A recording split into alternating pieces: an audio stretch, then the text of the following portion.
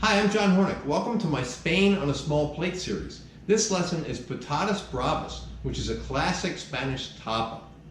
There are probably as many Potatas Bravas recipes as there are chefs who make them. Sometimes Potatas Bravas are spicy, but often they're not. Mine are not spicy. They're brown and crispy on the outside and creamy on the inside. Sometimes they're served with a tomato sauce, sometimes with an aioli, and sometimes with a spicy sauce. I have a separate lesson on making my version of Potatas Bravas sauce, which combines these qualities. By the way, I also have a separate lesson on making Tatas Bravas, which is my potato tot version of Potatas Bravas. So let's start cooking. All right, now to make the Potatas Bravas, first thing you want to do is to preheat your oven to 350 degrees. Then we're going to take the potatoes, which I've cut into pieces that are about 3/4 of an inch to an inch, okay? And we're going to cover them with some olive oil and salt and pepper, toss them, get them well coated, all right?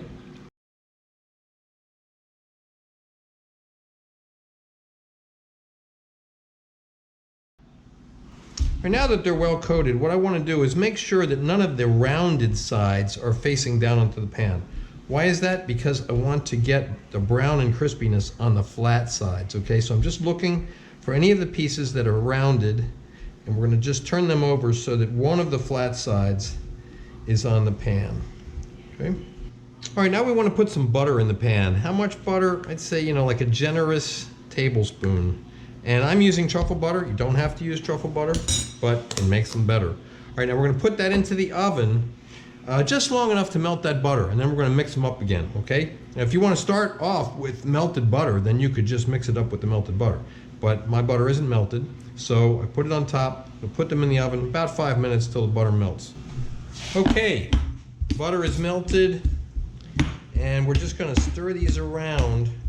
Try to get that butter spread throughout the pan, and we're also getting some of it onto the potatoes. All right, now that we have it spread around, I want to just check and see if I've gotten any of the rounded sides of the potatoes facing down, and I have. So I'm going to just change that over so we have a flat side, and just check for any others.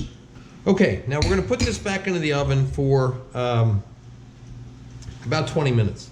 And what we're going for is for the potatoes to be crispy and kind of sizzling on the bottom, and for them to have released from the pan. Okay, so we want them to be brown and crispy on the bottom and to release from the pan. We're going to check them. If they haven't released, we're going to put them back into the oven. Okay, it's been about 20 minutes. They're looking good. Let's see, they have released from the pan. Now what we're going to do is oh, look how beautiful that golden color is. We're going to flip them over to get another side, okay? Now, it doesn't really matter which side. We're just going to, because, some of the sides are rounded and some of them are not. So we're just going to flip them over so that the brown side is now up and we have a different side down. Okay. All right, now we're going to put these back in the oven for about 10 minutes.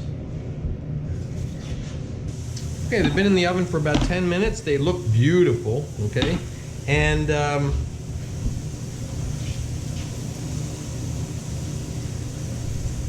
they should be such that they're crispy on the outside, and if you put a toothpick in them, they should be kind of creamy and soft on the inside. They're perfect.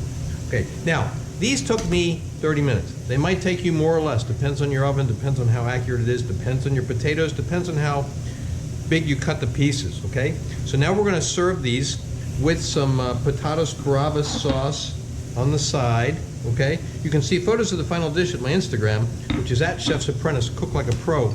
Please remember to subscribe to my channel, and thanks for watching.